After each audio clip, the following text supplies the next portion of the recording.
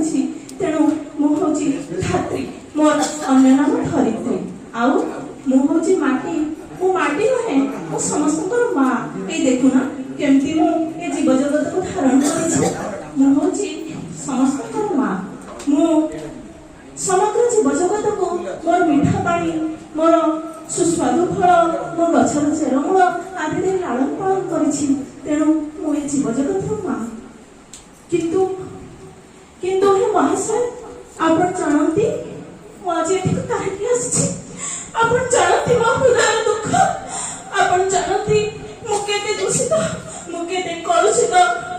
ମତେ ଏଠି ମୁଁ ଶୁଣିଲି କଣ ଓଡ଼ିଶାରେ OCF-SC 23 ଗୋଟେ ଶିକ୍ଷକ ମାନଙ୍କର ପ୍ରଶିକ୍ଷଣ ଚାଲିଛି।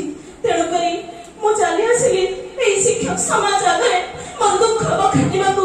ମୁଁ ଚାଲି ଆସିଛି ଏଇ ଶିକ୍ଷକ ସମାଜ ଆଗରେ ମୋ ଦୁଃଖ ବଖାଣିବାକୁ। କାରଣ କଣ ଜାଣନ୍ତି?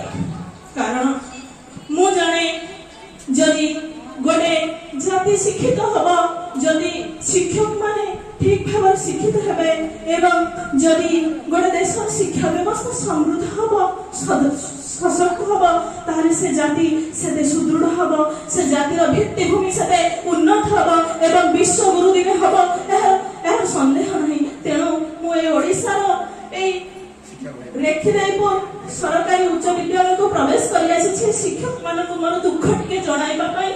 ଯଦି ଆପଣ ଅନୁମତି ଦିଅନ୍ତେ ଆଜ୍ଞା, ମୁଁ ତେବେ ମୋ ଦୁଃଖଟା ଏଠି ଜଣେଇ ଦେଇ ଯାଆନ୍ତି। କାରଣ ଏ କୋମଳମତି ପିଲାମାନେ ଖାଲି ବଡ ହେଇକି ଆପଣ ମାନଙ୍କ ଭଳି ମୋ ଉପରେ ବି ଅତ୍ୟାଚାର କରିବେ। ମୁଁ ଚାହୁଁନି ସେ ଜିନିଷ। ମୁଁ ଚାହୁଁଛି ମୋ ଛୋଟ ଛୋଟ ଛୁଆ ମାନେ ଅତି କମରେ ମତେ ଟିକେ ଚିହ୍ନନ୍ତୁ, ମତେ ଟିକେ ବୁଝନ୍ତୁ। ମୋର ରଙ୍ଗ କେତେ ସୁନ୍ଦର, ମୁଁ କେତେ ସବୁଜିମା ଭରା ଜାଣନ୍ତି। କିନ୍ତୁ ଦେଖିବେ ଯାଆନ୍ତୁ ଏ କଳକାରଖାନାର ପ୍ରଦୂଷିତ ଧୂଆଁ, କଳକାରଖାନାର ନିର୍ଗତ ଆବର୍ଜନା ମତେ କେମିତି ନଷ୍ଟ ଭ୍ରଷ୍ଟ କରି ପକେଇଛି, ମୋ ମାଟିକୁ ବିଷାକ୍ତ କରି ପକାଇଛି। ସମୟ ସୁଅରେ ଏ ଚାଷୀ ଭାଇ ମାନେ ନିଜ ଜମିର ଉର୍ବରତା ବଢାଇବା ପାଇଁ ମତେ ମୋ ଉପରେ କୀଟନାଶକ ପ୍ରୟୋଗ କରୁଛନ୍ତି, ମୋ ଉପରେ ସାର ବିଷ ଦେଇ ମତେ ସମ୍ପୂର୍ଣ୍ଣ ବିଷାକ୍ତ କରି ପକାଇଛନ୍ତି। ମୁଁ ମୋ ନିଜତ୍ୱ ହରାଇ ସାରିଲିଣି ଆଜ୍ଞା, ମୁଁ ମୋ ନିଜତ୍ୱ ହରାଇ ସାରିଲିଣି। ଆଉ ସେଇ ପବିତ୍ର ସବୁଜିମା ଭରା ମାଟି ହେଇକି ନାହିଁ। ଆଉ କଣ ଜାଣନ୍ତି? ଏବେ ରୁଷ ୟୁକ୍ରେନ କୁହନ୍ତୁ, ବିଶ୍ୱର ମଧ୍ୟପ୍ରାଚ୍ୟରେ ଇସ୍ରାଏଲ ଇରାନ ଆଉ ଆମେରିକାର ଯୁଦ୍ଧ କଥା କୁହନ୍ତୁ, ତାହା ତ କେବଳ ମଧ୍ୟପ୍ରାଚ୍ୟରେ ହଉନି, ତାହା ସାରା ବିଶ୍ୱକୁ କବଳିତ କରିଛି।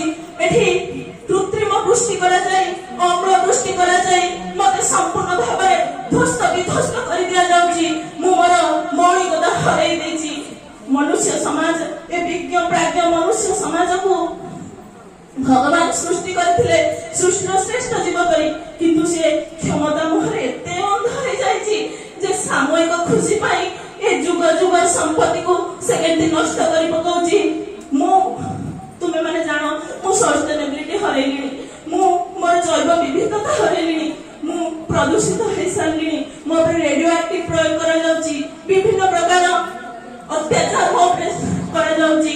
ମତେ ସମସ୍ତେ କର୍ଷଣ କରୁଥିଲେ, ମୋ ଉପରେ ନାନା ଅଳିଆ ଆବର୍ଜନା, ଗନ୍ଧ ପାଣି ଗୋଳିଆ କରୁଥିଲେ, ସବୁ କରୁଥିଲେ। ମୁଁ ସବୁ ସହୁଥିଲି, କାରଣ ମୁଁ ମା, ମୁଁ ଏ ଜୀବ ଜଗତର ମା। କିନ୍ତୁ ଆଜି କଣ କରାଯାଉଛି ଜାଣନ୍ତି? ମତେ ଅତ୍ୟାଚାର ହୁଏ, ମୋ ଉପରେ ଜୁଲମ କରାଯାଉଛି। ମୁଁ ଯାହା ଆଉ ସହି ପାରୁନି, ମୁଁ ଯାହା ଆଉ ସହି ପାରୁନି। ତେଣୁ ମୁଁ ଆଜି ଆସିଛି ଆପଣ ମାନଙ୍କୁ ଜଣାଇବା ପାଇଁ ଯେ ଆପଣ ମାନେ ଦୟାକରି ଯିବେ କାଲି ସ୍କୁଲକୁ, ଆପଣ ମାନଙ୍କୁ ଛୋଟ ଛୋଟ ପିଲାମାନଙ୍କୁ ଶିଖେଇ ଦେବେ ଯେ କେମିତି ମତେ ସୁରକ୍ଷିତ ରଖିବେ। ଆଉ ମୁଁ ଯଦି ମାଟି ସୁରକ୍ଷିତ ନ ରହିବି ତାହେଲେ ଆପଣ ମାନେ ନଷ୍ଟ ହୋଇଯିବେ।